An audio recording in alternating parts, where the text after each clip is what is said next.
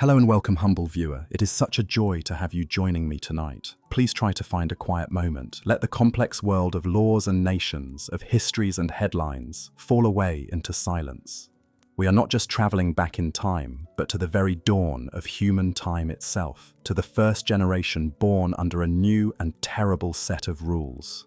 We are going to the world east of Eden, a place defined not by what it was, but by what it was not. It was not paradise. The story of Cain and Abel is the second and arguably the more terrifying of the two great tragedies in the book of Genesis. It is a story so stark, so brutal, and so condensed that we often skim over its surface, seeing only the simple, shocking headline, "Brother kills brother." But to truly understand the depth of this horror, we must see it not as an isolated act of rage, but as the immediate and inevitable consequence of the story that came before it. Cain and Abel were not born into a state of innocence. They were the first children of a broken world, the heirs to a catastrophe they did not create, but whose consequences would define their every breath. To understand the first murder, we must first understand the traumatized, haunted, and profoundly sorrowful world of the first family. Imagine the world into which Cain and Abel were born. It was a world of harsh, unrelenting newness. For their parents, Adam and Eve, every single sunrise was a fresh reminder of what they had lost.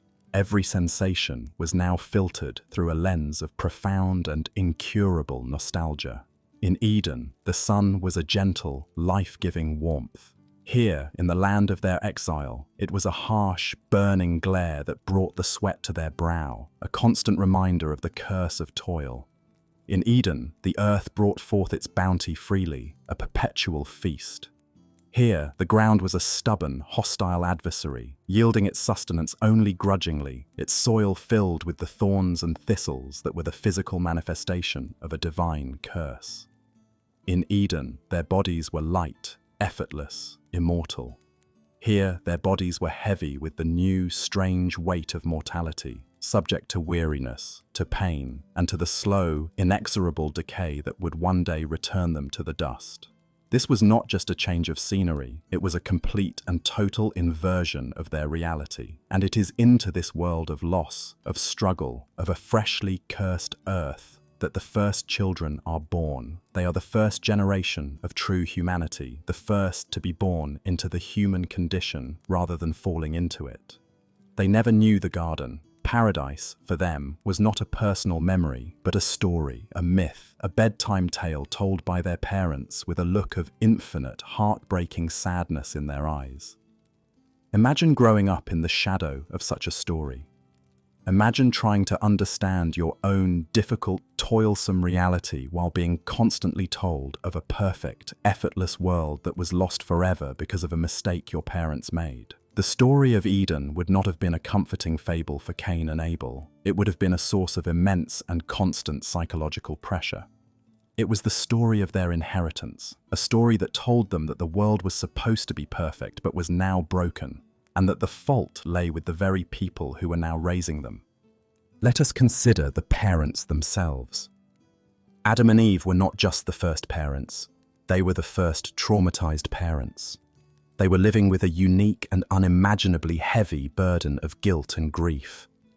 They were the sole authors of all human suffering.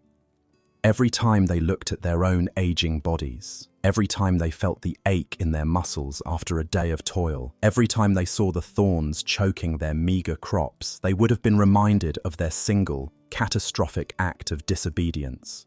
This profound, lingering trauma would have inevitably shaped their parenting. Would they have been overprotective, desperate to shield their children from the dangers of a world they had helped to make dangerous? Or would they have been harsh and demanding, projecting their own sense of failure and divine displeasure onto their sons, desperate for them to be more obedient, more perfect than they had been?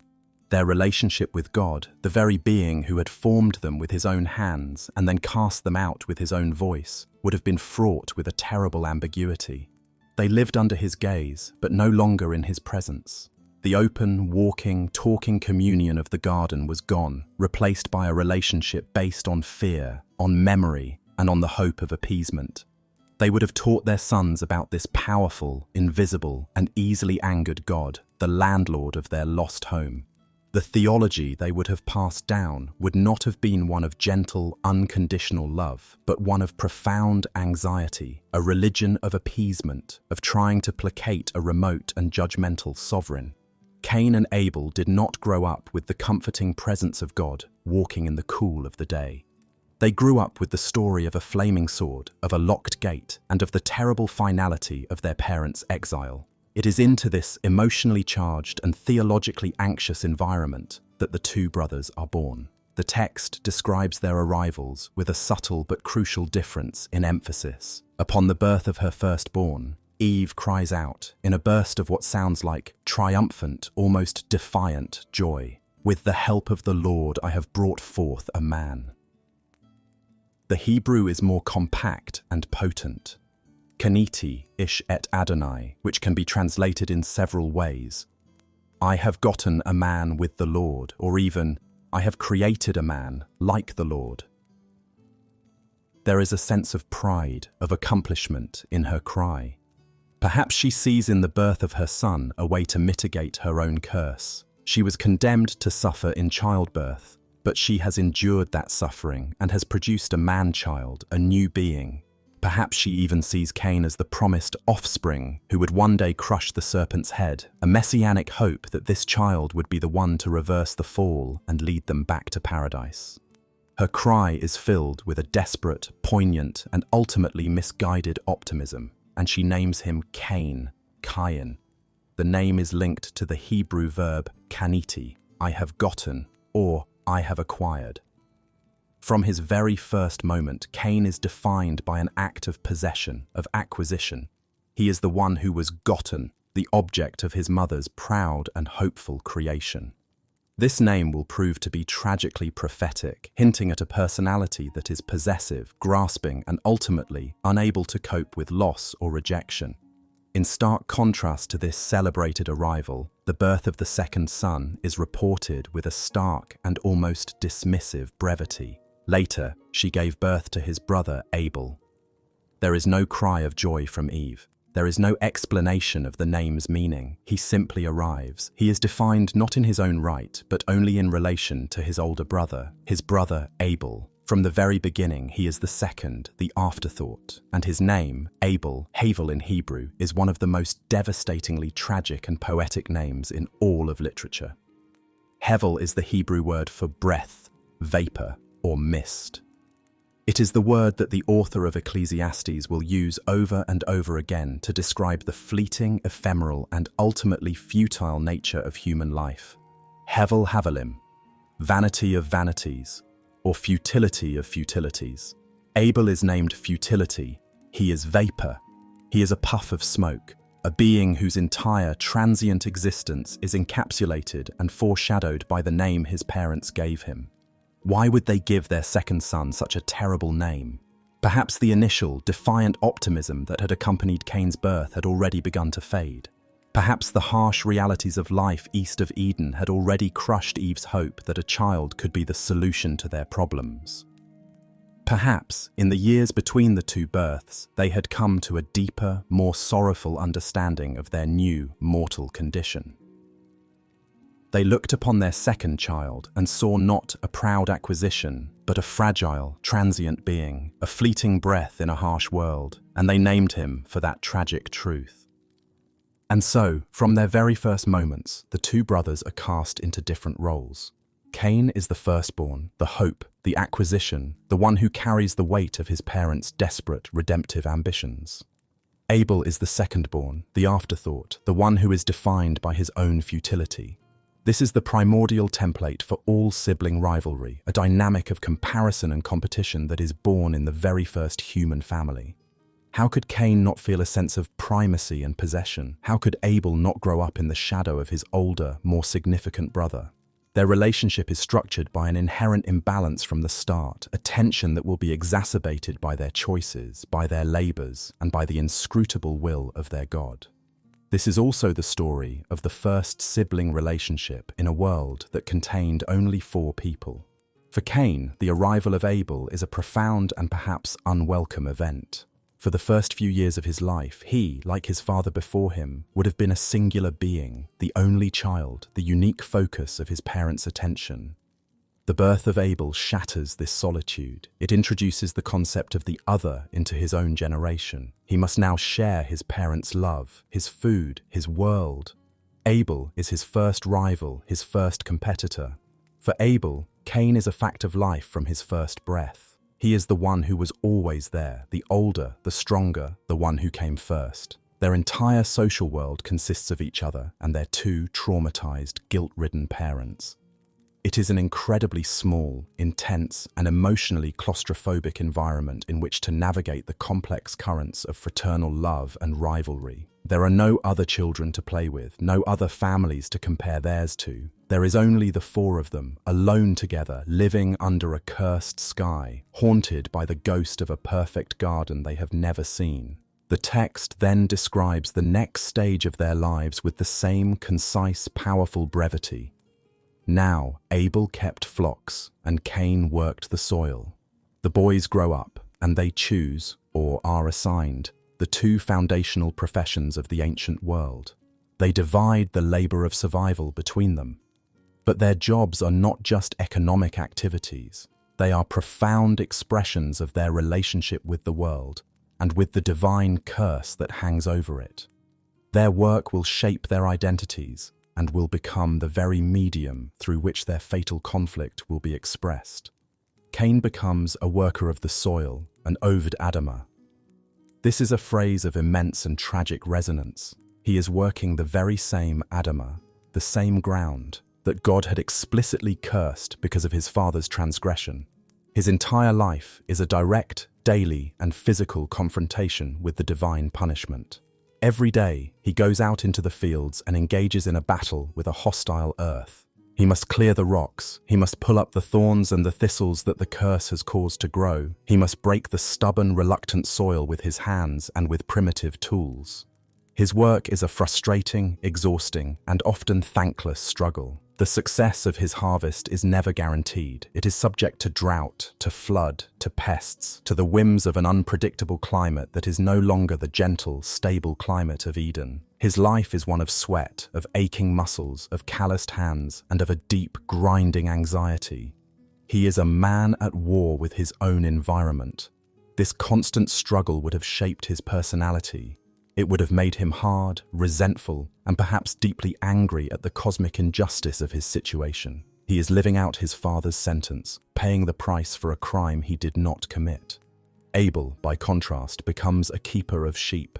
His profession is pastoral, nomadic. His relationship with nature is not one of direct adversarial conflict. He does not fight the earth, he moves across it. His life is one of motion, of following the rains and the new grass, of leading his flock to sustenance. His work is not about breaking and subduing, but about guiding and protecting. He lives in a relationship of care and dependence with his animals. He protects them from predators. He leads them to water. He helps birth their young. While his life would also have been difficult and dangerous, it was a different kind of life. In the cultural imagination of the ancient Near East, the life of the shepherd was often romanticized and seen as purer, nobler, and closer to the gods than the grubby, earthbound life of the farmer. The shepherd lives under the open sky. He is a wanderer, a man of quiet contemplation, while the farmer is tied to his single plot of cursed land, forever wrestling with the dirt. The first children of the broken world grew, in the long shadow of the guarded gate of Eden, under the watchful, sorrowful eyes of their traumatized parents. Cain and Abel passed from infancy into boyhood, and from boyhood into the harsh realities of manhood. Their world was one of stripped-down essentials, a life defined not by the easy abundance of a paradise they never knew, but by the relentless daily struggle for survival. There were no cities, no nations, no complex societies. There was only the family unit, a tiny, isolated outpost of humanity, and the vast, untamed, and now hostile wilderness that surrounded them. And as they grew into their strength, they took upon themselves the burden of their father's curse, the curse of labor. The text describes this crucial stage of their lives with a powerful, almost mythic brevity, a single sentence that establishes the fundamental division of their beings. Now Abel kept flocks, and Cain worked the soil. This was not merely a choice of careers. It was a schism in the soul of the first family, a division of the world into two distinct and ultimately incompatible modes of existence. The professions of Cain and Abel were not just their jobs, they were their entire identities. Their daily rhythms, their skills, their relationship with the natural world, their very understanding of their place under God's silent, watchful sky, all of it would be defined by the nature of their toil. And it was from within these two separate worlds, these two different ways of being human on a fallen earth, that they would cultivate the offerings that would lead to their shared doom. Let us first enter the world of Cain, the firstborn, the acquisition. He became a worker of the soil, an Oved Adamah. This is a phrase of immense and tragic resonance, a phrase that echoes with the weight of his father's curse. He is working the very same Adamah, the same ground, the same dust, from which his father Adam was formed and which God had explicitly cursed because of his father's transgression. Cain's entire life, therefore, is a direct, daily, and physical confrontation with the divine punishment. He did not eat the fruit, but he was born to live out its consequences in the most intimate way imaginable. Imagine the reality of his labor. Every morning he would rise and go out into his fields to engage in a battle with a hostile earth. The ground did not yield its bounty with the gentle willingness of Eden. It resisted. It fought back. His first task would have been to clear the land, a back-breaking process of pulling up the thorns and the thistles that the curse had caused to grow in profusion. These were not just weeds, they were the symbols of nature's new animosity towards man, a constant, prickly reminder of the fall. He would have had to heave rocks and boulders from the soil, his muscles straining, his hands becoming calloused and raw. He would have had to break the stubborn, reluctant earth with the most primitive of tools, perhaps a sharpened stick, a stone hoe, or a rudimentary wooden plow. His work was a relentless cycle of anxiety and physical exhaustion. He would plant his seeds, wheat, barley, lentils, with no guarantee of a return. His nascent crops were under constant threat. A week of drought could wither them in the field. A sudden violent downpour could wash them away. Pests, locusts, and birds were a constant menace, threatening to devour the fruits of his labor before he could. Unlike his brother, whose wealth was mobile, Cain was tied to a single, specific plot of land. His entire existence was invested in that one piece of cursed ground.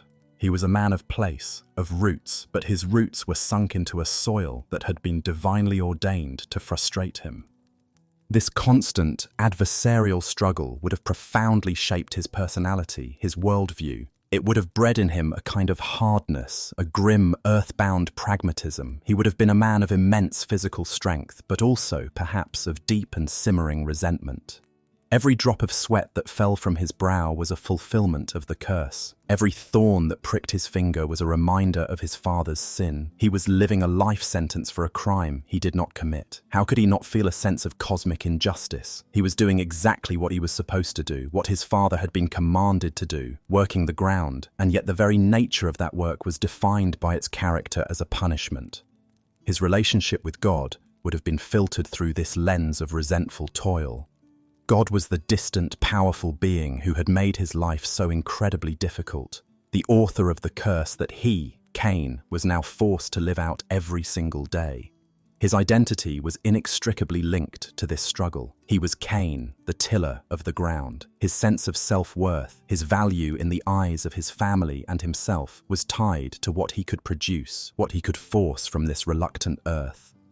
A successful harvest would be a moment of triumph, a temporary victory in his ongoing war with nature. A failed harvest would be a devastating blow, a confirmation of his own powerlessness in the face of the divine curse. He was a man whose entire being was focused on the act of getting, of acquiring, the very meaning of his name, from a world that did not want to give. Now let us turn to the world of his brother, Abel, the second-born, the vapor. He became a keeper of sheep, a shepherd.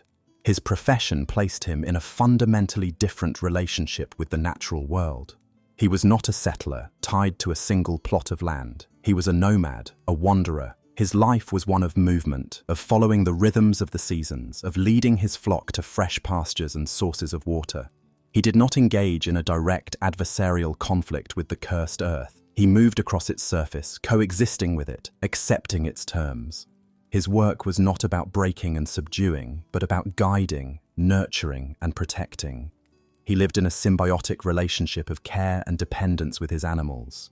He would have known each sheep in his flock, tending to their needs, protecting them from predators like wolves or lions, helping the ewes birth their young, and carrying the weak lambs in his arms. His labor was not a silent, solitary struggle against an inanimate object like the soil. It was a dynamic, relational existence, a life of constant, watchful care for living, breathing creatures. While his life would also have been difficult and fraught with its own dangers, the threat of predators, the scarcity of water, the fear of getting lost in the wilderness, it was a different kind of difficulty. It was a life of quiet contemplation under an open sky, a life of freedom and movement. In the cultural imagination of the ancient Near East, the life of the shepherd was often romanticized and seen as purer, nobler, and closer to the gods than the grubby, settled life of the farmer. Great patriarchs like Abraham and Moses and Israel's great king, David, were all shepherds. The shepherd was a figure of gentle authority, of protective leadership, a metaphor for the ideal relationship between a king and his people, or between God and his followers. Abel, in his choice of profession, steps into this powerful, positive archetype. The two brothers, their identities now forged in the separate crucibles of their labor, moved through the rhythms of their lives on a cursed earth. Cain, the man of the soil, wrestled daily with the thorns and thistles of his inheritance. Abel, the man of the flock, wandered the lonely pastures, his life a quiet vigil over his living charges. They were the twin pillars of a new, struggling humanity, their existences a constant, lived response to their parents' fall from grace. The narrative, having established their divergent paths, now brings them together at a single, fateful point in space and time. It is a moment of profound and desperate solemnity, the first recorded instance of human beings consciously turning back towards the silent God from whom their family had been exiled. In the course of time, a phrase that suggests the establishment of a ritual, a custom, a recurring practice. Cain brought some of the fruits of the soil as an offering to the Lord, and Abel also brought an offering, fat portions from some of the firstborn of his flock. We must pause at this critical, world-altering moment and consider the profound and desperate act that is taking place. This is the first recorded instance of human worship in the Bible. These two men, the first generation born outside the walls of paradise, having never known the immediate, walking, talking presence of God in the cool of the day, are now attempting to bridge the vast, silent, and terrifying chasm that separates them from their Creator. They are building an altar, a designated sacred space in a profane and hostile world, and they are preparing a sacrifice. The question that hangs heavy in the air is why? What is the motivation, the deep, primal instinct that drives these first children of exile to perform this act of religion? The text, in its characteristic and powerful sparseness, offers no explicit explanation, leaving us to contemplate the complex and often contradictory impulses that lie at the very foundation of human worship. Is it an act of pure and simple gratitude? Are they taking a moment to thank the remote and unseen God for the meager sustenance they have managed to wrest from this difficult world? Is Cain grateful for the harvest, however hard won? Is Abel grateful for the health of his flock? Perhaps. But the entire tone of the story, with its deep undercurrents of trauma, curse, and resentment, suggests that simple gratitude is too shallow a motivation. It is more likely that their worship is rooted in a far more anxious and desperate set of emotions. Is it an act of appeasement? Are they attempting to placate the powerful, judgmental, and easily angered God of their parents' stories? They would have grown up with the terrifying tale of the divine wrath that followed a single act of disobedience. Their God is not a gentle, nurturing deity. He is a cosmic sovereign who had cursed the ground, condemned their mother to a life of pain, and cast their family out into a world of mortality. A sacrifice, in this context, is not a gift freely given. It is a kind of tribute, a tax paid to a fearsome king in the desperate hope of averting further punishment and ensuring his continued, if distant and conditional, benevolence. The offering at the altar in this reading is a gesture born of profound and existential fear.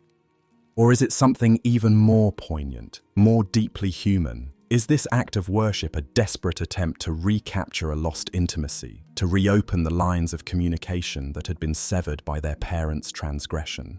They are the children of exiles, living in a world haunted by the ghost of a perfect communion they have never personally experienced. The altar is their attempt to create a new, temporary Eden, a focal point in the wilderness, where the divine and the human can, for a fleeting moment, meet once again. The offering is a gift, a message in a bottle sent out across a vast and silent cosmic ocean, a plea for recognition, for a sign that they are not utterly alone, not completely abandoned in this harsh, new world. They are the children of the dispossessed, and their first religious act is a search for a way back home, a desperate attempt to earn the divine favor that their parents had once enjoyed as a birthright. The offerings themselves, the physical manifestations of their worship, are described with a subtle yet deeply significant difference in language, a difference that has been the subject of intense theological and scholarly debate for millennia, as it provides the primary and perhaps only clue in the search for an answer to the story's central, horrifying question. Cain, the farmer, the firstborn, brought some of the fruits of the soil. The description is generic, almost casual. He brings some of his produce, mi peri ha adama.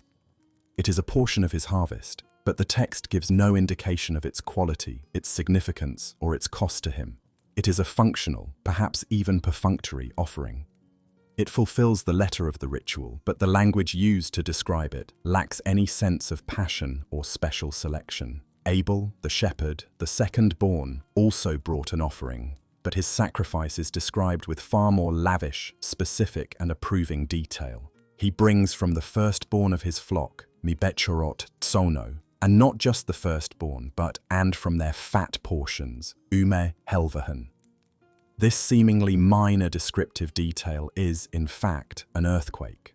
The language used for Abel's offering suggests a sacrifice of immense quality, value, and personal cost. The firstborn of the flock were considered the most precious, a symbol of the future, the promise of the herd's continuity and growth. To sacrifice the firstborn was an act of profound and risky faith, a willingness to give up a guaranteed future gain for a present act of devotion.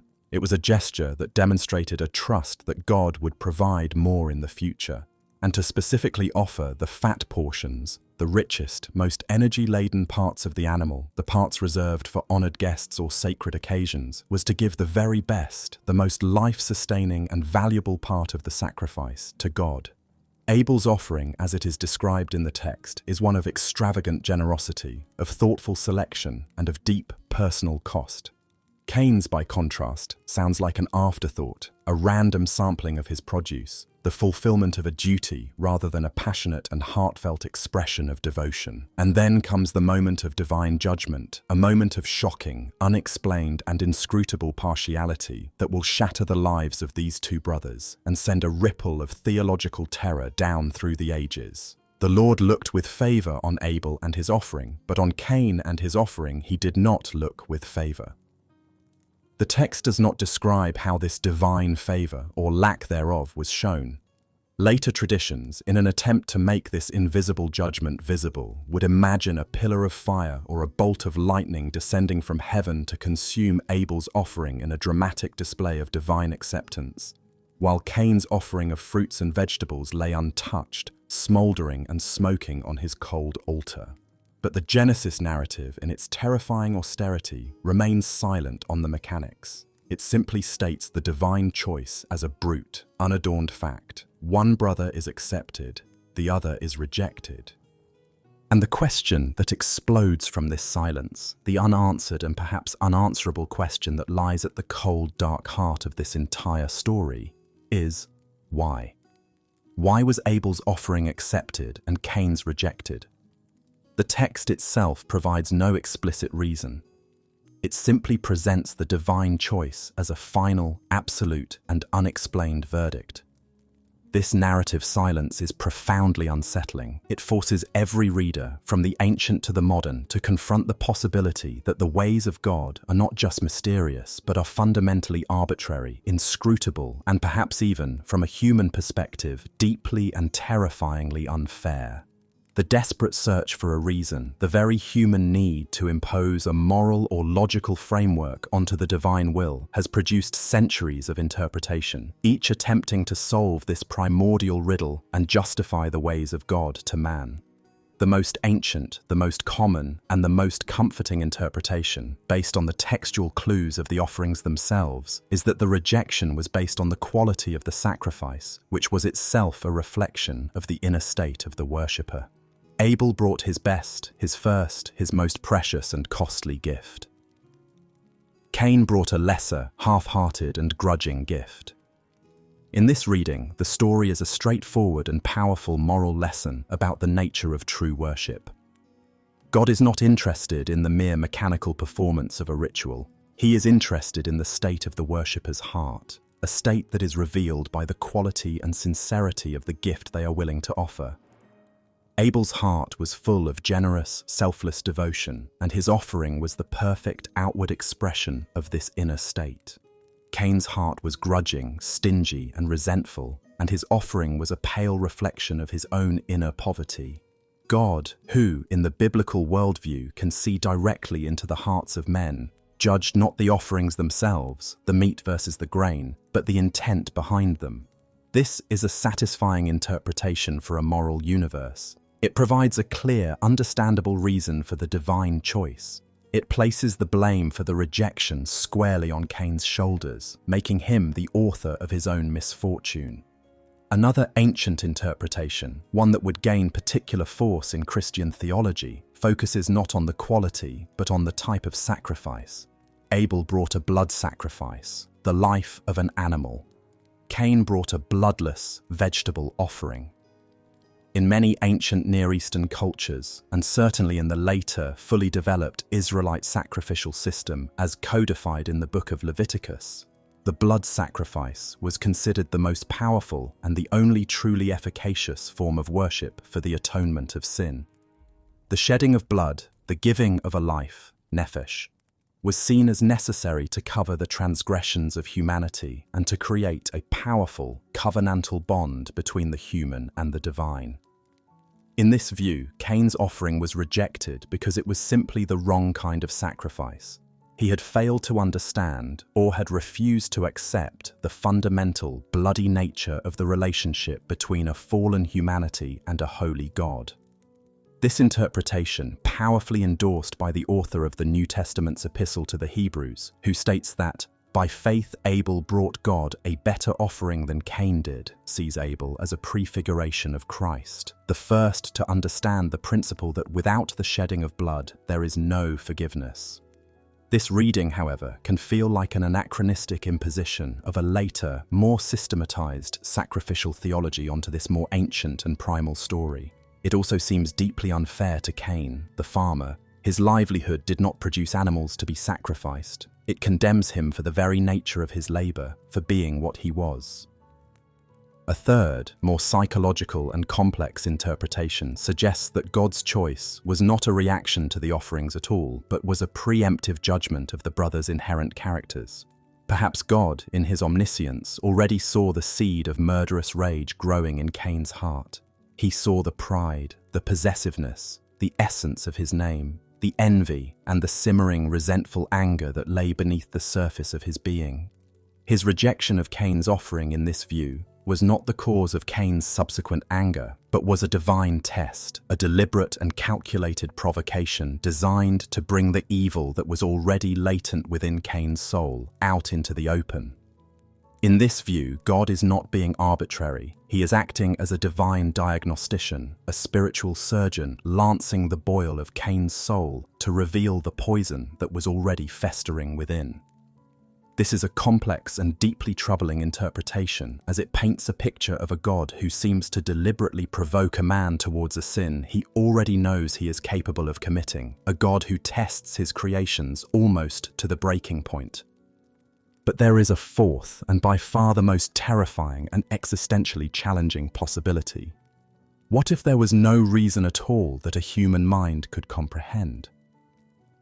What if the story is not a moral fable about the importance of giving your best, or a theological lesson about the proper form of sacrifice, but a dark, chilling, and profoundly unsettling meditation on the inscrutable and terrifying nature of divine sovereignty? In this reading, God's choice is a pure, unadulterated, and unexplained act of will. He chose Abel, and he did not choose Cain simply because he chose to.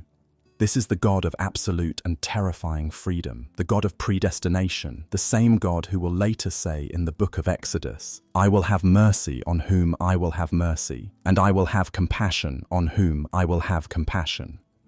This is the same God who, in the story of Jacob and Esau, is said to have loved one brother and hated the other before they were even born or had done anything good or bad.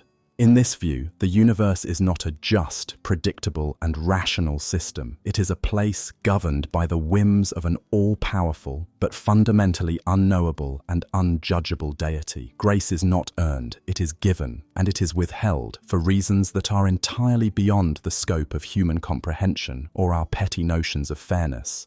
This interpretation is perhaps the most horrifying of all, because it removes all human agency from the initial equation. Cain becomes a primordial, tragic figure, a man damned not by his own actions, but by a divine choice he could do nothing to influence. He is a primordial Job, a man who suffers not because he is wicked, but simply because he is subject to a power that is utterly indifferent to his own sense of justice. Whatever the ultimate reason, and the text's silence on the matter is perhaps the most profound part of its literary and theological power, the effect of the divine rejection on Cain is immediate, visceral, and catastrophic. So Cain was very angry, and his face was downcast. The Hebrew here is powerful and physical. The word for angry is yichar, which means to burn or to be kindled. A fire of hot, searing rage is lit within the core of his being, and his face fell. It is a powerful physical description of a complete psychological and spiritual collapse. The hope that had prompted him to build an altar and make an offering, the desperate human desire for divine connection and approval, is utterly shattered. In its place is a burning, agonizing sense of injustice and public shame. This is a portrait of the birth of a specific and uniquely dangerous human emotion, religious rage. It is the anger that is born not from a simple worldly slight, but from a perceived rejection by the ultimate source of meaning, justice, and self-worth.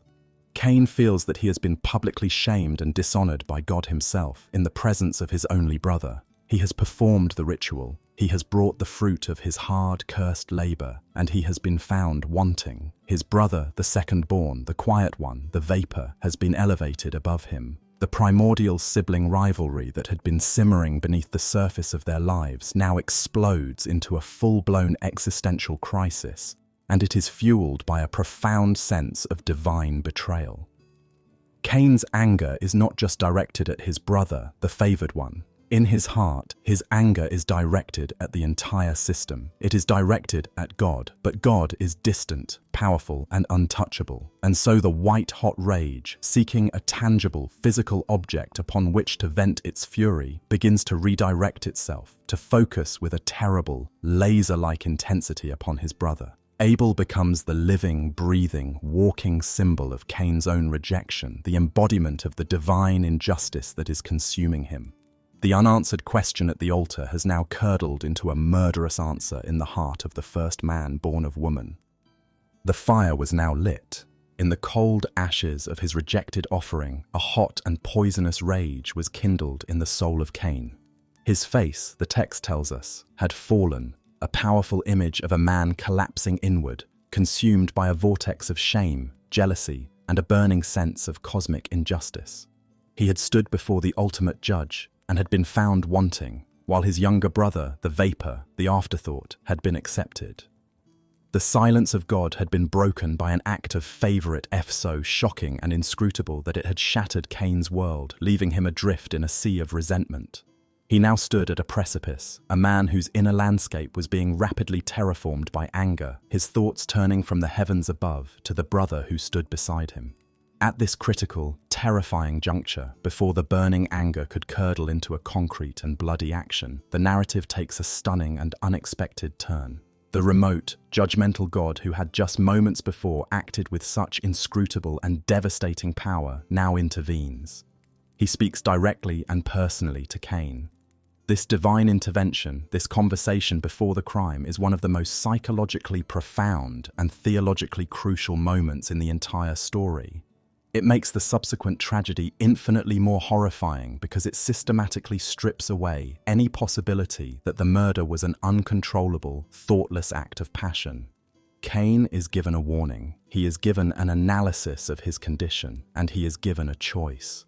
The God who approaches Cain in this moment is not the thundering, wrathful deity one might expect. He does not appear in a whirlwind or with a voice of fire to condemn Cain for his anger. Instead, he approaches the sullen, resentful man with the quiet, probing concern of a divine therapist or a wise counselor. He does not issue a command. He asks a series of calm, diagnostic questions designed not to elicit information, but to provoke a moment of profound and potentially life-saving self-reflection. Then the Lord said to Cain, "Why are you angry? Why is your face downcast?" Let us consider the immense grace inherent in this act. God, who had just rejected Cain's offering for reasons unknown, does not abandon him to his rage. He draws near, he engages, he invites the angry man into a dialogue. The questions he asks are gentle but penetrating. "Why are you angry?" is a question that forces Cain to look inward, to move beyond the raw, reactive emotion and to examine its source. Is his anger rooted in a love for God, a righteous indignation at a perceived injustice? Or is it rooted in pride, in envy, in a selfish and wounded ego? The question is an invitation for Cain to diagnose himself. "Why is your face downcast?" is a question that links the inner state to its outer manifestation. God is pointing out the visible evidence of Cain's spiritual sickness, forcing him to confront the way his inner turmoil is written on his very body. He is, in essence, holding up a mirror to Cain and asking him to see himself clearly. It is an act of profound divine grace, a final merciful opportunity for Cain to step back from the brink, to understand the poison that is consuming him before it is too late. Then, having invited this self-reflection, God lays out the two paths that lie before Cain with a stark, logical, and chilling clarity. He presents the choice not as a matter of divine whim, but as a matter of cause and effect, of moral and spiritual law. If you do what is right, God says, will you not be accepted? The Hebrew for accepted is a word that can also mean to be lifted up or to have an uplifted countenance. God is directly addressing the shame that has caused Cain's face to fall. He is telling him that the path to restoring his honor, to having his own face lifted up again, is not through violence or resentment, but through right action. The rejection at the altar was not a final, irrevocable verdict on his soul. His future is not sealed. He is not fated to be the unfavored one. He possesses the agency to change his situation. The door to acceptance, to having his countenance lifted up by divine favor, is not closed to him. It is a path of action, of choosing to do what is right. "But if you do not do what is right," God continues, and here the tone shifts from one of counsel to one of grave and urgent warning, "sin is crouching at your door."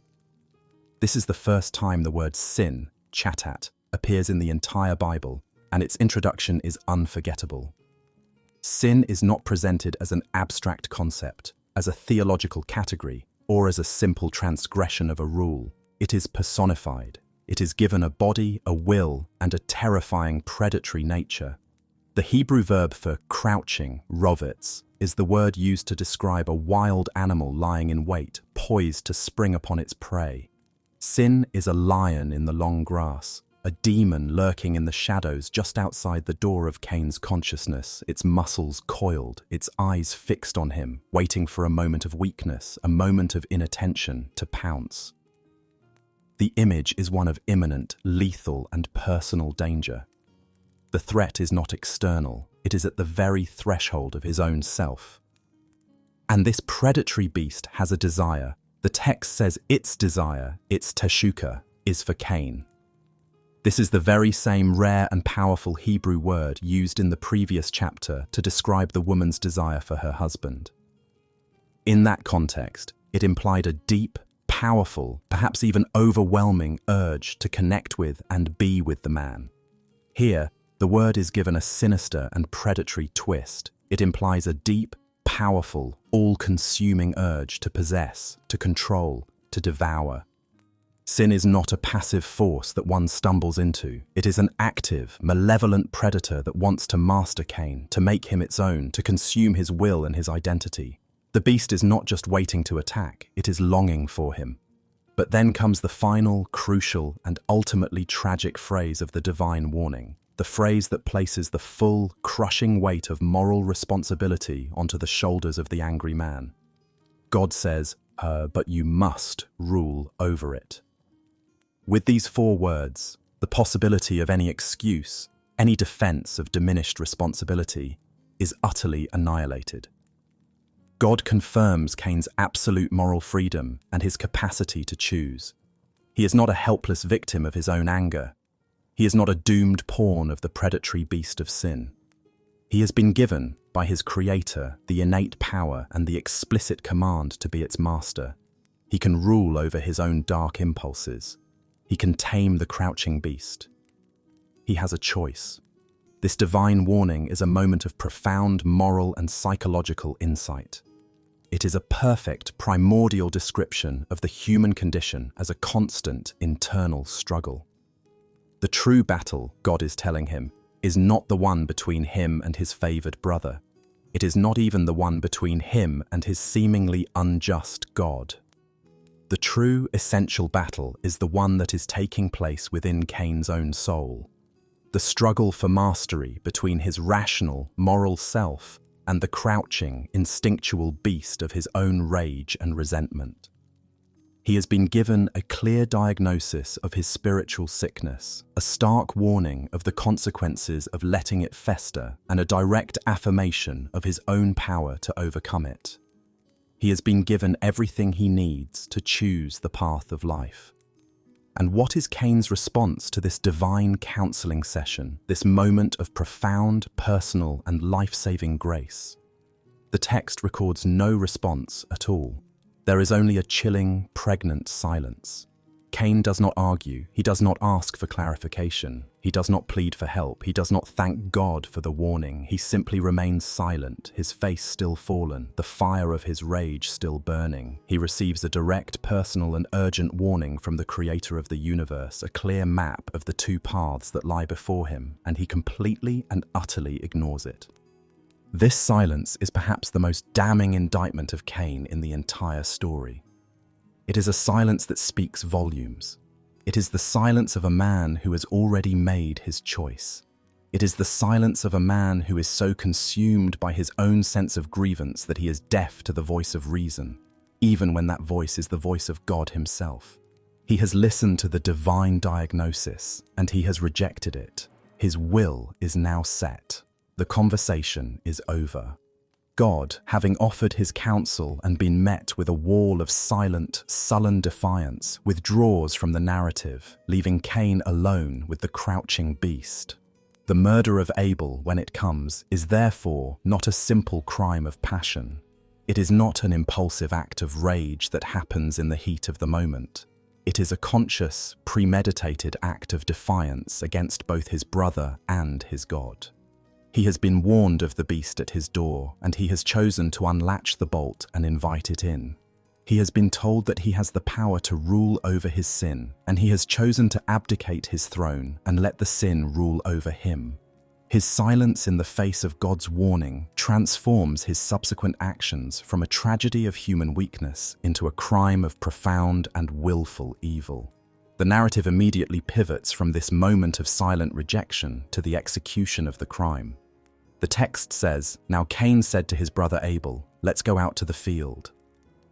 This is the chilling, practical application of his choice. The rage that was born at the altar has now been honed into a plan.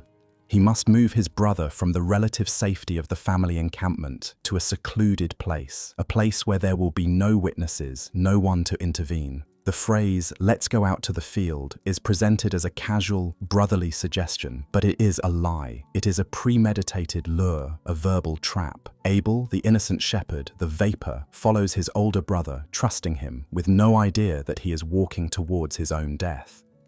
This detail is crucial. It means that between his conversation with God and his conversation with his brother, Cain has had time to think, to plan, to dissemble. He has had to look his brother in the eye and speak a lie, concealing the murderous intent in his heart behind a mask of normalcy. He has chosen deception as his tool. The crouching beast of sin has now fully entered the house of his soul, and it has taught him its cunning, predatory ways. The conversation before the crime is over. The warning has been ignored. The lie has been spoken. The two brothers walk together into the silent, waiting field, but only one of them knows that it is an execution ground. The stage is now set for the first and most terrible human act, an act that will not only kill a man, but will also kill the very idea of brotherhood and stain the cursed earth with a new and even more terrible kind of pollution. The divine warning had faded into the silence of a hardened heart. The conversation with God, that final merciful opportunity for self-reflection and restraint, was over. Cain had been shown the crouching beast at the door of his soul and had been commanded to be its master.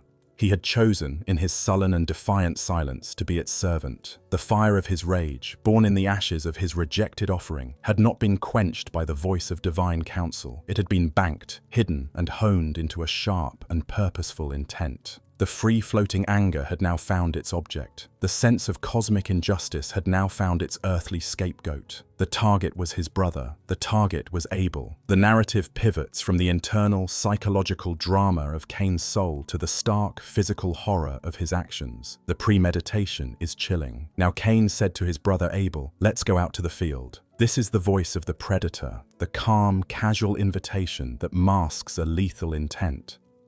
It is the first lie spoken between humans in the Bible, a verbal trap designed to lure his trusting brother away from the relative safety of the family encampment, away from the potential gaze of their parents, Adam and Eve. The field is not just a location, it is a concept. It is a secluded place, a space beyond the immediate boundaries of home and society, a place where the rules can be suspended and the darkest impulses can be unleashed without witnesses. Abel, the innocent, the vapor, the man whose name means futility, agrees. He follows his older brother. There is no hint of suspicion, no sense of dread. Why would there be? The concept of murder, of one human deliberately and maliciously taking the life of another, does not yet exist in the world. There is no word for it. There is no precedent. He is walking with the only other young man on the face of the earth, the person who has been his sole companion since birth. He is walking with his brother. This profound, primordial trust is what makes the subsequent act so utterly monstrous.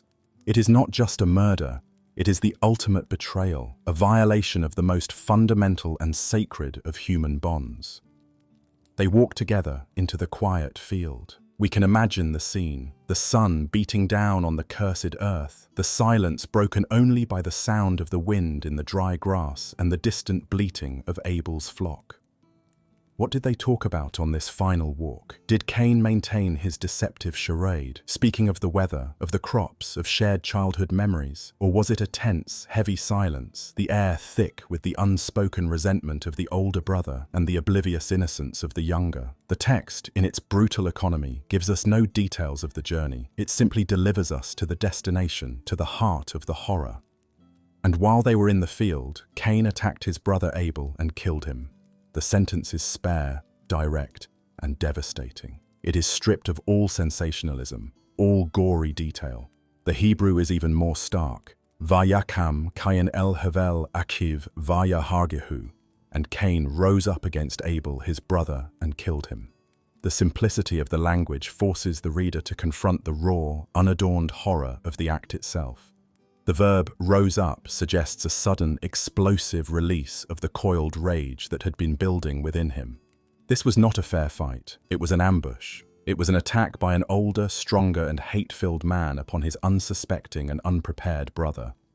What was the weapon? The Bible does not say, leaving a void that centuries of art and imagination have filled. Was it a rock, a primitive and brutal tool plucked from the cursed earth itself, the very substance of Cain's frustrating labor? Was it a farmer's scythe or a sharpened digging stick, the tools of his trade repurposed for a bloody end? Or was it simply his own two hands, the hands that had tilled the soil, now used to choke the life from his brother's throat?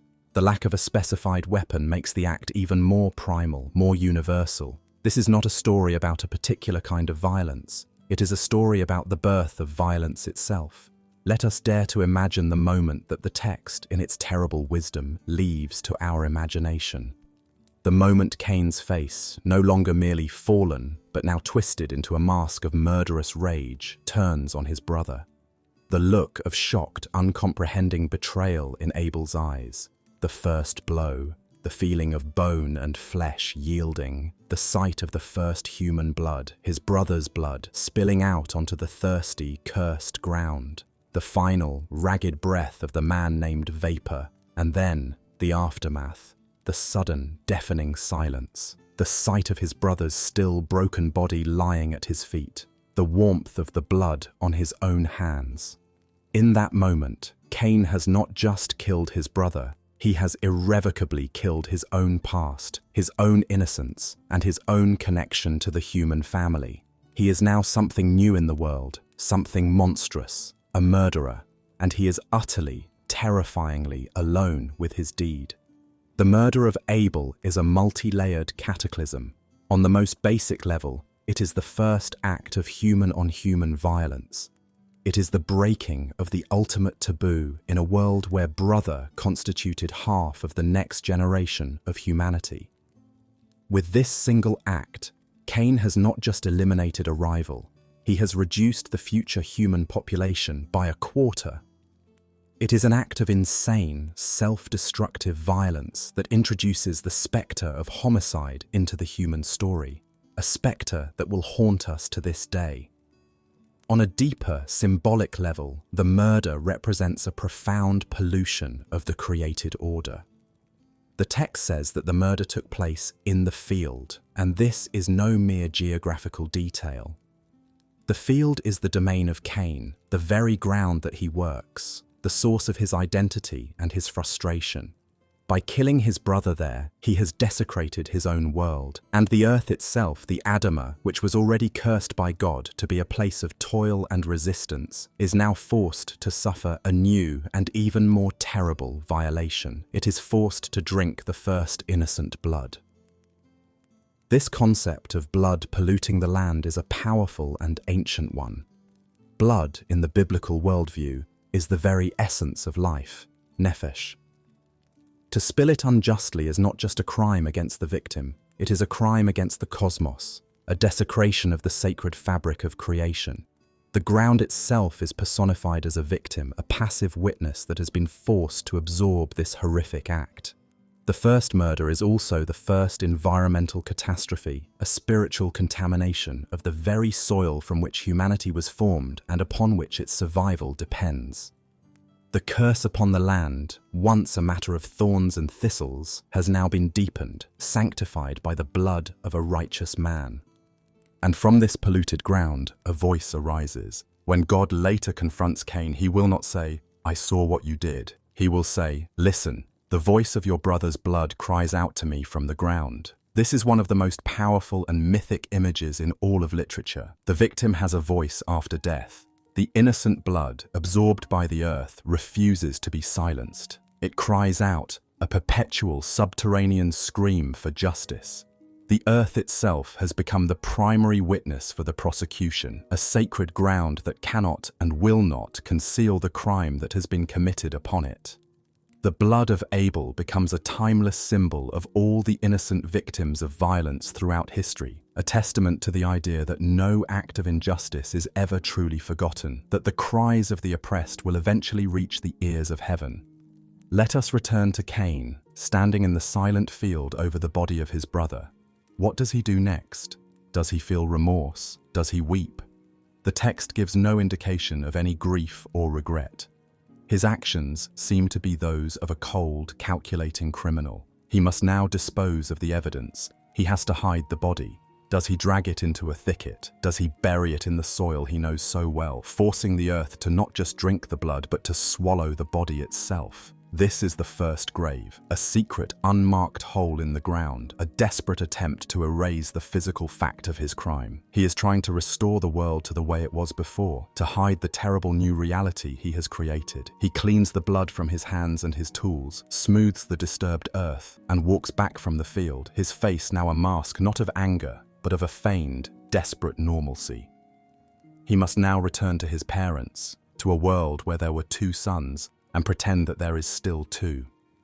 He must carry the terrible secret, the heavy, invisible weight of the corpse, in the silence of his own mind. The divine interrogation, when it comes, is a repetition of the one in the garden, but with a new and even more chilling tone. Once again, God appears, his presence now surely a source of pure terror for Cain. And once again, he begins not with an accusation, but with a question designed to offer a final chance for confession. Then the Lord said to Cain, "Where is your brother Abel?" It is the same form as the question to Adam, "Where are you?" It is not a request for information, it is a moral question. It means, what have you done with the person who was your responsibility, your other half? It is a question that pierces through all of Cain's pathetic attempts at concealment and strikes directly at the heart of his guilt. Adam, in the garden, had answered his "where" question with a fearful, blame-shifting half-truth. Cain's response is of a different order of evil entirely. It is a masterpiece of defiance, of sarcasm, and of a chilling, nihilistic denial of all human connection. "I don't know," he lies, a direct, bald-faced lie to the face of the omniscient Creator. And then he adds the infamous, eternally resonant rhetorical question, "Am I my brother's keeper?" This question is the philosophical climax of the story. It is Cain's manifesto. It is the articulation of a worldview that is the polar opposite of the covenantal, communal ideal of the biblical narrative. It is a declaration of radical, resentful individualism. It is a denial of all responsibility for one's fellow man. He is, in effect, saying, "His life is not my concern. We are separate beings. His fate has nothing to do with me." It is a question that is also a profound and monstrous absurdity. In a world of only 4 people, of course you are your brother's keeper. There is no one else. His question is not a question at all. It is a renunciation of the very concept of family, of society, of shared humanity. It is the voice of the first sociopath, the man who sees other people not as fellow subjects, but as objects, as obstacles or instruments in the path of his own will. God's response is swift and terrible, brushing aside Cain's pathetic lie and his philosophical defiance. "What have you done?" he roars, and then he gives voice to the blood that Cain had tried to silence. "Listen, your brother's blood cries out to me from the ground. The crime is known, the evidence is screaming from the very earth. The time for questions is over. The time for judgment has come once again. The first human murder has been committed, the first lie has been told to cover it, and the first murderer has articulated a philosophy of pure, nihilistic selfishness. The consequences of this act will not just be for Cain, they will ripple outwards, establishing the pattern for all the violence and all the denials of responsibility that will follow in the long, bloody history of the human family. The silence of the field has been broken by the cry of the blood, a cry that will never again be entirely absent from the world. The lie had failed. The defiant, sarcastic question, "Am I my brother's keeper?" had evaporated in the face of a terrible, undeniable truth. The earth itself had testified against him. The blood of his murdered brother had a voice, and it had cried out to the heavens, bypassing Cain's pathetic attempts at concealment and speaking directly to the ear of God. The divine interrogation was over. The crime was exposed in all its premeditated horror. Cain, the first murderer, now stood before the ultimate judge, stripped of all his defenses, awaiting his sentence. The punishment that is pronounced is not a swift, retributive execution, but something far more complex, more existentially terrifying, and more enduring, a life of cursed exile. God's verdict begins by linking Cain's punishment directly to the scene of his crime and the witness that condemned him. Now you are under a curse and driven from the ground, which opened its mouth to receive your brother's blood from your hand. This is a profound and multi-layered curse. Cain is not just cursed by God, he is cursed from the ground. The very element from which his father was formed, the Adama that he had spent his entire life working, has now become his primary adversary. The ground is personified as a conscious entity, an unwilling accomplice to his crime, a victim that was forced to open its mouth and swallow the innocent blood. This ground will now actively reject him.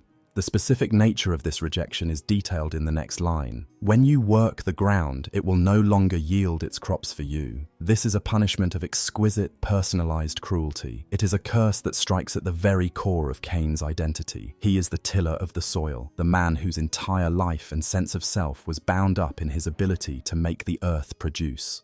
That ability is now taken from him. His labor, which was already a toilsome struggle against the thorns and thistles of his father's curse, will now be utterly and completely futile. He can plow, he can plant, he can sweat and toil under the hot sun, but the earth will remain barren beneath his touch.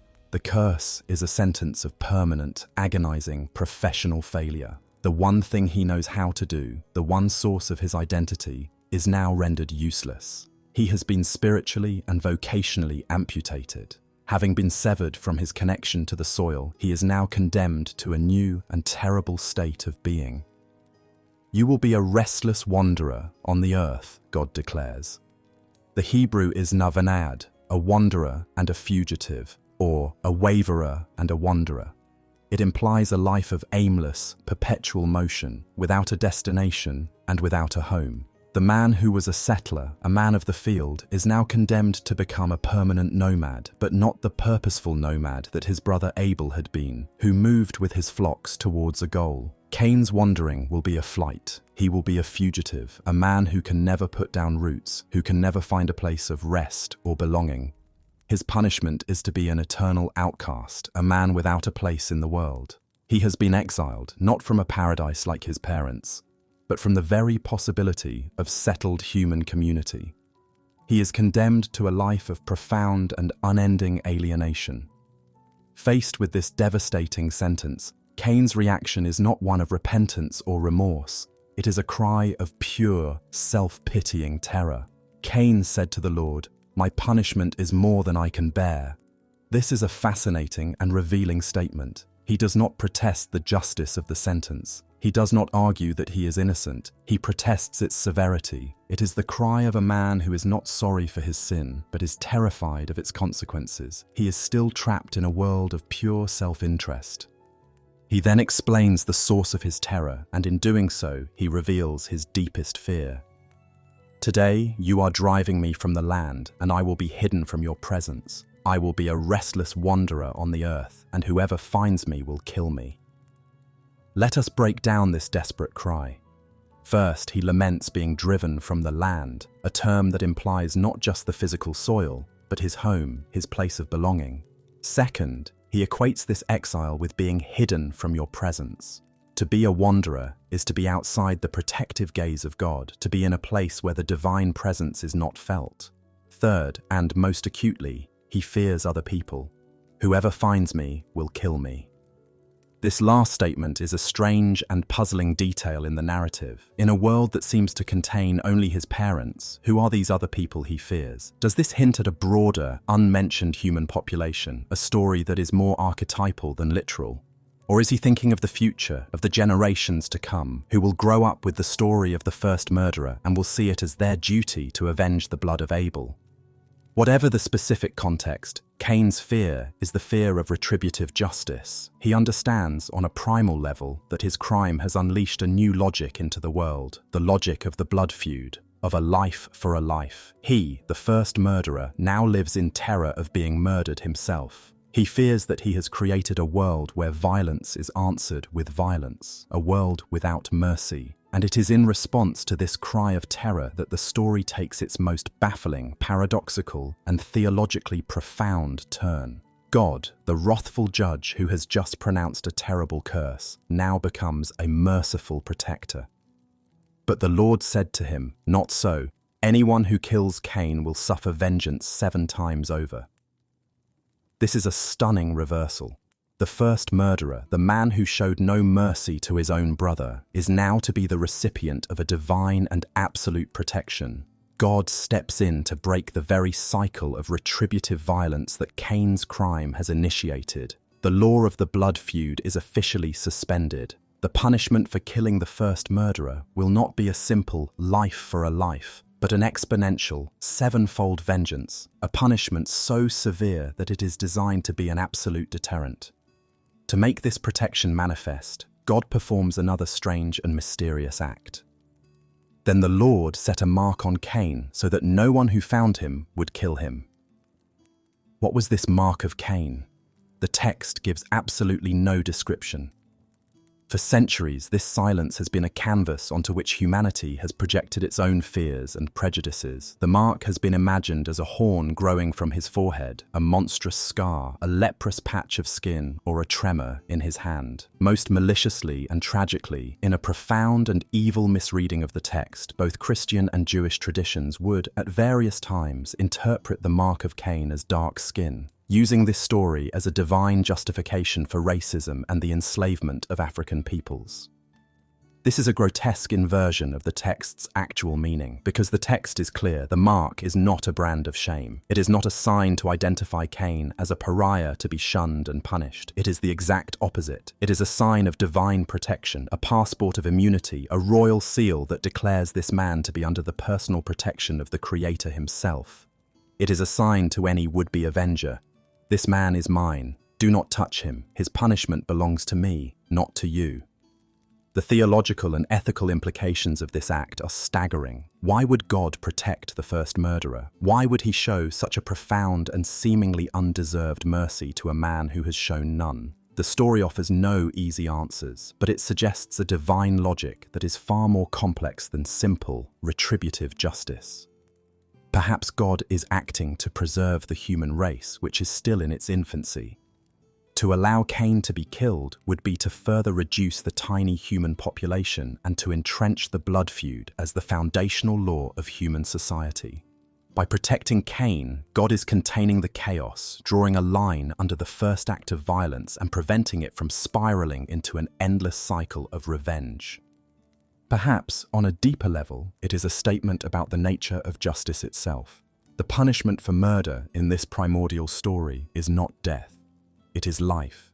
It is the life of a restless wanderer, a life of alienation from the soil, from society, and from the presence of God. Cain is condemned to live with the full, conscious knowledge of what he has done, to be haunted by the memory of his brother for the rest of his long, cursed life. His punishment is to be a walking, breathing monument to his own crime. To kill him would be an act of mercy, a release from this terrible, living torment. God, in his strange and terrible wisdom, denies him this release. And so, Cain, bearing his mysterious mark of protection, is driven out. So Cain went out from the Lord's presence and lived in the land of Nod, east of Eden. The geography is once again symbolic. He travels further east of Eden, deepening the exile that his parents had begun. He is moving further and further away from the lost center of the world, further from the memory of grace. He settles in the land of Nod, a name which comes from the Hebrew root of the word for wanderer, N-A-D. He is literally living in the land of wandering. His curse has become the name of his new home. The story of Cain's punishment is therefore a story of profound paradox. He is a man who is simultaneously cursed and protected, an outcast who is also under the special personal ward of God. He is a monster, the archetype of the wicked man, but he is a monster whom God has refused to abandon. This strange and unsettling mercy complicates the entire narrative. It suggests that even in the face of the most terrible human evil, the divine response is not a simple, wrathful annihilation, but a complex, ongoing, and deeply mysterious engagement. The story refuses to provide a simple, satisfying conclusion. Cain is not destroyed. He is allowed to live, to journey on, to build, and to father a new branch of the human race. The first murderer is not the end of the human story. He is, in a strange and terrifying way, its new beginning. The shadow of his crime will now extend forward, and the mark of his strange, protected status will follow him, a testament to a divine justice that is as inscrutable in its mercy as it was in its initial judgment at the altar. The sentence had been passed, a judgment not of swift annihilation, but of a long and living death. The strange, protective, and ultimately isolating mark had been set upon Cain's brow. He, the first man born of woman, the first tiller of the soil, and now the first murderer, turned his back on the smoking altar that had been the site of his spiritual crisis, on the field that had been the stage for his crime, on the land that was now divinely commanded to be hostile to him, and on the silent, grieving, and now terrifyingly diminished figures of his parents, the only other humans he had ever known. He walked out, the text tells us, from the presence of the Lord. This is a phrase of profound and chilling finality. It suggests a departure not just from a geographical location where God's presence was felt, but from a state of being. It is the final, definitive severing of the last, tenuous connection to the divine. He was now truly and utterly on his own. He journeyed east, ever eastward, a direction that in the geography of Genesis always signifies a movement away from the sacred, away from the memory of Eden, into the uncharted, profane wilderness of a fallen world. He settled for a time in the land of Nod. The name of his new home was the very name of his curse. Nod, from the Hebrew root of the word for wanderer, N-A-D. He was now a literal inhabitant of the land of wandering, a man condemned to a life of rootless, restless, and perpetual motion. But here, in this land of divinely ordained aimlessness, the story takes another of its sharp, paradoxical, and profoundly unsettling turns. The man who was cursed to be a perpetual wanderer, a fugitive who could never find a place of rest, immediately does the very thing that seems to be a direct and willful defiance of his sentence. He settles, and he does not just settle in a small, temporary encampment. He engages in the ultimate act of creating a permanent, settled, and defensible place.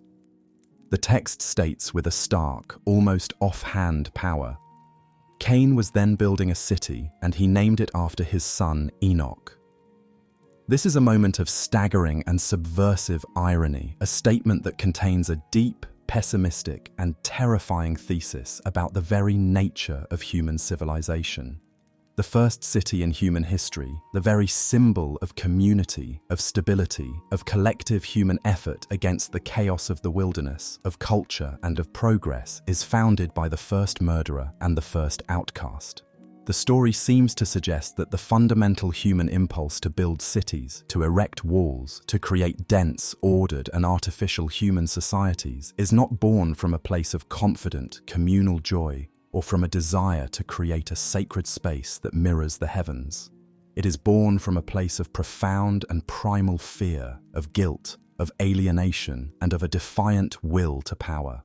Cain, the man who lives in the constant, gnawing terror that whoever finds me will kill me, builds a city not as an expression of hope for a new community, but as an act of desperate and paranoid self-defense. The city, in its most primordial form, is a fortress. Its walls, whether made of packed mud, of sharpened stakes, or of rough-hewn stone, are designed for a single purpose: to keep the hostile world out. The city is a bulwark against the dangers of the wilderness, against the predators, and most importantly, against the other humans, the imagined avengers of his brother's blood, that Cain believes are lurking just beyond the firelight. It is an attempt to create an artificial, man-made substitute for the divine protection that he has forfeited. He may be hidden from God's presence, but he will not be a vulnerable target for his fellow man. The city is a fortress built by a fugitive, a sanctuary whose very foundations are mortared with fear and blood guilt. It is also, perhaps, a profound and stubborn act of defiance against his divine curse. He has been condemned to be a restless wanderer, a man destined to a life of aimless, rootless motion. In response, he stubbornly digs into the earth, puts down roots, and builds a monument of permanence. It is an act of supreme human pride, a declaration that he will not passively accept the fate that has been decreed for him. He will build his own world, his own reality, his own sanctuary on his own terms. He will create a new, man-made order to replace the divine order from which he has been exiled. The city of Cain is the first great act of human hubris, an attempt to build a man-made Eden in the heart of the wasteland, a paradise with walls. And he names this city after his son, Enoch. This act is freighted with a desperate, deeply human pathos. It is the act of a man trying to create a legacy, to find a sense of continuity and permanence in a life that has been condemned to fragmentation and wandering. He cannot find rest for his own soul, so he tries to build a lasting home for his descendants. The city is an attempt to found a dynasty, to project his own name and his lineage into the future, a desperate grasp for a kind of worldly immortality to replace the true immortality his parents had forfeited in the garden. It is a monument to a murderer's hope, a hope that is not for spiritual redemption, but for historical survival. This biblical account of the origin of the city stands in stark and dramatic contrast to the foundational myths of other ancient Near Eastern civilizations. In the creation epics of Mesopotamia, such as the Enuma Elish of Babylon, cities are founded by the gods themselves. They are sacred spaces, designed to be the earthly homes of the deities, the pivot point or axis mundi that connects the heavens, the earth, and the underworld. The temple stands at the center of the city, and the city itself is a microcosm of the divine, cosmic order. But in the biblical narrative, the city is presented as a purely human and therefore profane invention. And its origin is rooted not in the sacred, but in the bloody soil of fratricide. This establishes a deep-seated suspicion and ambivalence towards urban life that will run like a dark thread throughout the entire Hebrew Bible. The city, from Cain's Enoch to the Tower of Babel to the corrupt metropolises of Sodom and Gomorrah, is often portrayed as a place of concentrated human pride, of corruption, of violence, of social injustice, and of a dangerous distance from God. It is a place that stands in opposition to the purer, more authentic, and more immediate relationship with God that is possible in the wilderness or in the pastoral life of a shepherd. And this long and troubled theological history of the city all begins here, with Cain's fearful, proud, and defiant act of construction in the land of Nod. The narrative then follows the lineage of this city builder, tracing the generations that spring from this cursed and yet strangely blessed seed. The genealogy is given in a rapid, staccato rhythm. To Enoch was born Irad, and Irad was the father of Mehujael, and Mehujael was the father of Methushael, and Methushael was the father of Lamech.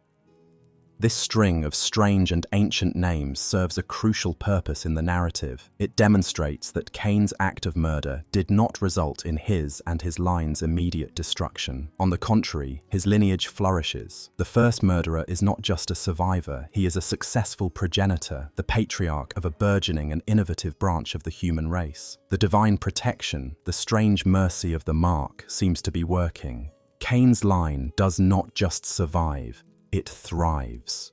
And it is in the seventh generation from Adam, in the person of Cain's descendant Lamech, that the cultural and spiritual legacy of the first crime comes to its full, horrific, and yet strangely creative flowering. Lamech is presented as a kind of dark mirror to his great ancestor Cain, a man who takes the foundational sins of his lineage and escalates them, institutionalizes them, and even celebrates them in poetry. The text first tells us, in a detail that is both brief and socially explosive, that Lamech married two women, one named Ada and the other Zillah. This is the first recorded instance of polygamy in the Bible, a direct and conscious violation of the Edenic ideal established in the garden, where one man and one woman come together to become one flesh. Lamech is a man who shatters this foundational structure of the family, just as his ancestor Cain had shattered its emotional core with the murder of his brother. He is a man of appetites, a powerful patriarch who gathers women as possessions, a sign of his wealth and his status.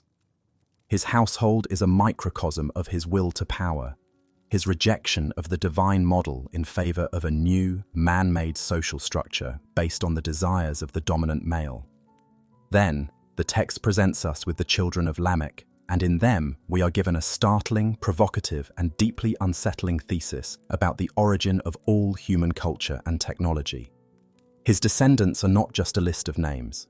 They are presented as the archetypal founding fathers, the culture heroes of every major art and industry that defines human civilization. From his first wife, Ada, Lamech has a son named Jabal. He is described as the father of those who live in tents and raise livestock.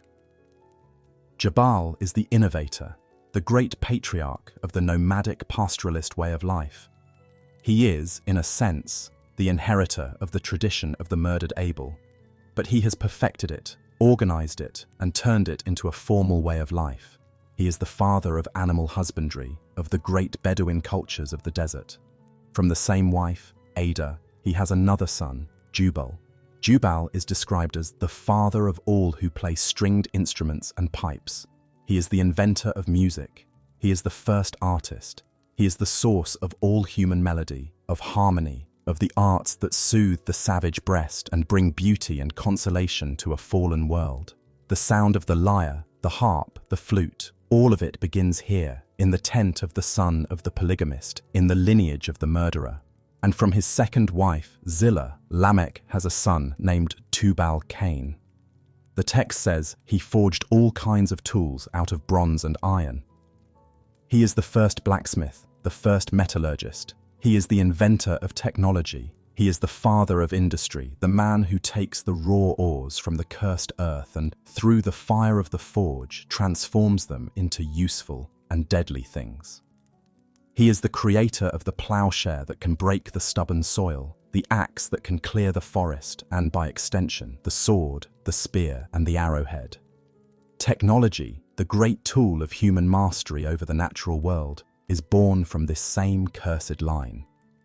This is a breathtaking and profoundly disturbing idea. The story is telling us that all of the great, defining achievements of human civilization, our ability to domesticate animals, our creation of art and music, and our mastery of technology and industry, stem directly from the cursed lineage of the first murderer. Music and metallurgy, the lyre and the sword, are born from the same poisoned well. This is not a triumphant celebration of human progress and the ascent of man. It is a deeply pessimistic and cautionary statement about the very nature of culture itself. It suggests that human creativity, our restless drive to build, to innovate, to create beauty, and to impose our will on the world, is inextricably linked to the pride, the violence, the restlessness, and the spiritual alienation that began with Cain. Our art is the song of the exile, a beautiful melody designed to distract us from our spiritual homelessness. Our technology is the tool of the fugitive, a powerful instrument for survival in a hostile world, but one that always contains the potential for violence. Our very attempts to build a better world, to create beauty, to master our environment, are fundamentally tainted by their origin in a lineage that began with a brother's blood crying out from the ground. Civilization, in this view, is not a sign of our ascent from the mud. It is a magnificent, glittering, and ultimately tragic monument to our fall. And this dark view of the Cainite lineage, this fusion of creativity and corruption, is brought to its terrifying climax in the final passage of this chapter, a short, brutal, and chillingly boastful poem known as the Song of the Sword, or the Song of Lamech. Lamech gathers his two wives, Ada and Zillah, as if they are an audience for his epic performance, and he chants to them a song of his own violent prowess. It is the first recorded poem in the Bible after Adam's cry of recognition for Eve, and it is a horrifying counterpoint to that first expression of love and connection. Ada and Zillah, listen to me, he commands. Wives of Lamech, hear my words. I have killed a man for wounding me, a young man for injuring me. This is the second recorded murder in human history, and it represents a horrifying and exponential escalation of Cain's original crime. Cain had killed his brother out of a deep, festering, and complex sense of religious grievance and personal jealousy. His was a foundational, almost mythological crime, a dark tragedy of a passionate heart. Lamech kills for a reason that is shockingly trivial, a reason that is rooted in nothing more than his own inflated and violent pride. He kills a young man simply for wounding or injuring him. In the brutal logic of the ancient world, this could have been a mere scratch in a brawl, a public insult, a minor slight to his honor. Lamech's violence is not a crime of passion born from a sense of cosmic injustice. It is a crime of honor, a display of disproportionate and hair-trigger rage. He has created a world, and is now celebrating a world, where the slightest offense is met with immediate and overwhelming lethal force. This is the logic of the blood feud, of the cycle of vengeance, taken to a new and terrifyingly personal extreme. And then, Lamech makes a direct and blasphemous comparison between himself and his great ancestor Cain, and in doing so he reveals the full depth of his arrogant and fallen soul. He chants with a triumphant and terrifying voice, "If Cain is avenged 7 times, then Lamech 77 times." This is a boast of almost unimaginable pride and a complete, willful misinterpretation of the divine will. He has heard the family story of the mark of Cain, the story of God's strange and terrible mercy. But he has twisted its meaning into its exact opposite. He does not see the 7 times vengeance as a divine deterrent, a sacred boundary established by God to prevent the cycle of violence from beginning. He sees it as a baseline, a standard of honor, a measure of a man's worth that he, in his own magnificent and superior pride, must not only meet but exceed by an order of magnitude. He is, in effect, claiming to be more than 10 times as important, more than 10 times as worthy of protection and vengeance as his ancestor. He is usurping the divine prerogative to dispense justice and vengeance, and is claiming it for himself, multiplying it exponentially according to the dictates of his own ego. He is not just a murderer. He is a warlord, a tyrant, a man who has made his own will and his own honor the supreme and bloody law of the land. The Song of Lamech is the national anthem of the city of Cain. It is a song of pride, of polygamy, of disproportionate violence, and of a human being placing himself and his own honor in the role of God. It is the perfect, horrifying culmination of the spiritual legacy that began with a silent, resentful heart at a rejected altar. The line of Cain has not learned from his sin. It has perfected it, refined it, and set it to music. The single, secret act of fratricide in a lonely field has blossomed in just a few generations into a full-blown culture of casual, boastful, and celebrated violence. The arts and technologies that his sons have invented, the beautiful, melancholic music of Jubal's lyre and the sharp, gleaming bronze weapons of Tubal-Cain, now have their soundtrack. The first song of human civilization is a song of the sword. The story of the city of the exile is therefore a profound and deeply unsettling critique of the very idea of human society and progress.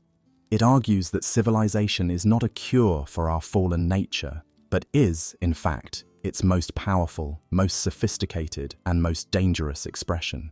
The city that Cain built as a fortress to protect himself from violence becomes the very place where violence is perfected, institutionalized, and celebrated as an art form. The technologies developed by his descendants to master the world become the very tools of that violence. The culture they create, for all its beauty and ingenuity, is a culture that sings songs of praise to the murderer and his code of honor. The narrative of Genesis is painting a stark and terrifying picture of a world spiraling rapidly downwards into chaos and depravity. The fall of Adam and Eve introduced sin and death into the world on a theoretical, theological level. The story of Cain and his descendants shows its immediate, practical, and terrifying consequences in the realm of human society. It shows how a single, foundational act of evil, a single choice to elevate the self over the brother, can poison the entire stream of human history, flowing down through the generations and becoming more potent and more destructive with each passing age. The legacy of Cain is not just a story of a single, troubled man. It is the story of a world that has taken his defiant, sarcastic, and world-altering question, "Am I my brother's keeper?" and has answered it with the resounding, terrifying, and bloody no of Lamech's triumphant song. The world east of Eden is not a place of slow, noble progress towards enlightenment. It is a world that is rapidly, skillfully, and enthusiastically building itself into a hell of its own making, a hell paved with human ingenuity and roofed with human pride. A hell that will soon become so corrupt that its creator will see no other solution than to wash it all away in a great and terrible flood. The song of Lamech has faded, its boastful, bloody notes dissolving into the silence of a world spiraling towards judgment. The story of Cain and his lineage, a story of murder, exile, and the birth of a brilliant but corrupt civilization, has been told. The first act of human history outside the garden is complete, and it has ended not in a return to grace, but in a chilling hymn to the sword. We are left now, at the end of this dark and primal narrative, to contemplate its echoes, to trace the long and bloody shadow that this first crime has cast over the entire landscape of human thought, ethics, and history. The story of Cain and Abel is brief enough to be read in minutes, but its psychological and theological depth is so immense that it has haunted the Western imagination for millennia. It is more than just a cautionary tale. It is a foundational myth that seeks to explain the very origin of human evil, not as an external invasion by a demonic tempter, but as something that grows from within, from the bitter soil of the human heart itself. Its legacy is a complex and often tragic one, a story of profound ethical questions, of malicious misinterpretations, and of an archetypal power that continues to shape the stories we tell about ourselves to this day. The most powerful and enduring legacy of the story is encapsulated in Cain's single, defiant, and eternally resonant question: "Am I my brother's keeper?" This question, thrown in the face of God as a sarcastic deflection of guilt, has, by a profound and beautiful irony, become the foundational question of all human ethics. The story presents Cain's implicit answer, "No, I am not," as the very definition of sin, the philosophical root of his monstrous act.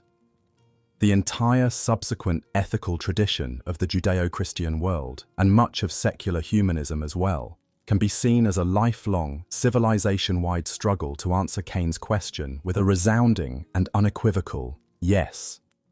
To be a brother's keeper is to accept a fundamental responsibility for the well-being of one's fellow human being. It is the rejection of the radical, atomistic individualism that Cain's question implies. It is the foundational principle of community, of society, of the social contract itself. The great legal codes of the Bible, the impassioned pleas of the prophets for justice for the poor and the oppressed, the Christian command to love your neighbor as yourself, all of these are, in essence, attempts to build a world that is the moral opposite of Cain's. They are attempts to build a society where the answer to his question is woven into the very fabric of the law and the heart. The story of Cain and Abel, therefore, does not just describe the first crime. It establishes the central ethical problem that humanity must solve in order to be considered truly human. It forces every individual, every society, every generation to confront that primordial question and to choose a side, the side of Cain, the man of the self, or the side of the murdered Abel, the silent victim whose blood cries out for a world of mutual care and responsibility. But the legacy of this story is not always so noble. Like any powerful text, it has been twisted, misinterpreted, and weaponized throughout history to serve the darkest of human impulses. The concepts of the curse and the mark of Cain in particular have a dark and bloody history of their own, a history of being used not to explore the mysteries of divine justice, but to justify human cruelty, racism, and oppression. The curse upon Cain was specific. He was cursed from the ground and condemned to a life of wandering. The mark set upon him was a sign of divine protection, not of shame. Yet, in a profound and malicious act of interpretive violence, both Christian and Jewish traditions, at various points in history, began to associate the curse and the mark of Cain with dark skin. This evil and utterly baseless interpretation was used to create a theological justification for the enslavement of African peoples. Slaveholders and their theological apologists in both Europe and the Americas argued that black people were the literal descendants of Cain, their dark skin the very mark of his curse, and that their enslaved status was a fulfillment of a divine punishment for the first murder. This is a grotesque and horrifying inversion of the biblical text, a story that is fundamentally about the evil of violence and the sacredness of a brother's life was twisted into a tool to justify the chattel slavery of millions, an institution that was itself a form of slow, generational murder. The mark, which in the original text is a symbol of God's mysterious mercy and a prohibition against further violence, was transformed into a brand of racial inferiority and a license for brutal subjugation. This tragic history of interpretation is a chilling reminder of the power of stories to shape reality and of the profound human capacity to read our own hatreds and prejudices into our most sacred texts. The echo of Cain's crime was not just the violence of the act itself, but the violence of the interpretations that would follow, a violence that would use his story to victimize and dehumanize entire races of people for centuries.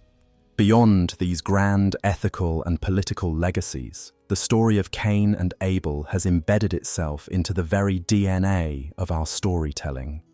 It is the foundational archetype for one of the most powerful and enduring of all human narratives, the story of the feuding brothers. The dynamic of two brothers, one favored and one resentful, locked in a struggle that ends in tragedy, is a pattern that repeats itself endlessly in our myths, our legends, and our literature. It is the story of Romulus and Remus, the twin founders of Rome, a story that ends with one brother killing the other in a dispute over the founding of their city, making fratricide the cornerstone of the greatest empire of the ancient world. It is the story of the Egyptian gods, Osiris and Set, where the jealous Set murders his noble brother Osiris and usurps his throne, setting in motion a cosmic battle between order and chaos. It echoes in the plays of Shakespeare, in the tormented relationship between the usurping King Claudius and the ghost of his murdered brother, King Hamlet, and in the bitter rivalry between the legitimate Edgar and the illegitimate, resentful Edmund in King Lear. It can be seen in the novels of John Steinbeck, whose masterpiece East of Eden is a sprawling, multi-generational retelling of the Genesis story set in the fields of California, exploring the idea that every generation must reenact and struggle with this primordial conflict. It is present in countless films, from The Godfather's tragic story of Michael and Fredo Corleone to Disney's The Lion King's tale of Mufasa and Scar. The story of Cain and Abel is so powerful because it taps into a deep, primal, and deeply uncomfortable psychological truth about the nature of family and the human heart. It reminds us that the people to whom we are closest, the ones who share our blood and our history, are also the ones with the greatest power to wound us, and that the most intense and destructive hatreds can often grow from the soil of the most intimate loves. So, what, in the final analysis, is the ultimate message of this brief, brutal, and profoundly influential story? It is a story that, in many ways, is even more terrifying than the story of the fall that preceded it. The fall of Adam and Eve was a tragedy of cosmic proportions, a story of humanity being tempted by a supernatural, non-human agent, the serpent. It allows us to place some of the blame for our fallen condition on an external force. But the story of Cain and Abel is a purely human tragedy. There is no serpent in this story. There is no external tempter whispering lies and making false promises. The evil that erupts in this story is born entirely from within the human heart. The story teaches that the first act of human worship leads directly to the first act of human murder. This is a chilling and deeply pessimistic statement about the nature of religion itself. It suggests that the very act of seeking divine favor, of comparing one's piety to another's, of dividing the world into the accepted and the rejected, is a process that is fraught with the potential for jealousy, for resentment, and for violence. The story stands as a permanent, terrifying warning against the kind of religious pride that leads a person to believe that their connection to God gives them the right to despise and ultimately to destroy their brother. The first murder was, in a very real sense, the first act of religious violence. And the source of this violence, the story tells us, is not a metaphysical evil, but a psychological one. It is the feeling of being unseen, of being undervalued, of being rejected. Cain's rage is born from the shame of his fallen face, from the agony of seeing his brother accepted while he is scorned. This is a profoundly modern and psychologically astute observation. The story understands that the root of much human violence is not a lust for power or a desire for material gain, but a desperate, wounded cry against a perceived injustice, a lashing out against a world that one feels has rendered them invisible or worthless. Cain kills Abel not to gain his sheep, but to extinguish the living symbol of his own rejection. Ultimately, the story of Cain and Abel is a terrifyingly intimate myth about the human capacity for evil. It serves as a dark counterpoint to the creation of man in the image of God. If we are made in the divine image, with a capacity for love, for creativity, for order, the story of Cain reminds us that we are also made of the dust of a cursed earth, with a capacity for jealousy, for rage, and for a violence that can shatter the most sacred of bonds. The greatest danger to humanity, the story suggests, is not a supernatural tempter like the serpent, not a monster from the outside world. The greatest danger to humanity is humanity itself. The crouching beast of sin is not an external demon. It is the shadow side of our own heart. The story leaves us with no easy answers. It presents us with a God whose justice is inscrutable and whose mercy is a paradox. It presents us with a human being who is given a clear choice and who freely chooses the path of darkness. And it presents us with a victim whose only crime was the quality of his own devotion. It is the story of how we, in the very first generation of our existence, became our own monsters. It is the terrifying sequel to The Fall, a story that demonstrates how quickly the knowledge of evil, once acquired, would be put into devastating practice. Adam and Eve lost paradise. Their children, Cain and Abel, show us how quickly and how easily we can turn any place, even the world outside the garden, into a hell of our own making. The echo of that first crime, the cry of that first spilled blood, is a sound that has never truly left the world. It is the sound we hear in every act of violence, in every war, in every injustice. It is the sound of a brother's shadow falling across his brother, and it is a sound that is paired with a question that was first asked in sarcasm but has become the central moral challenge of our existence. Am I my brother's keeper?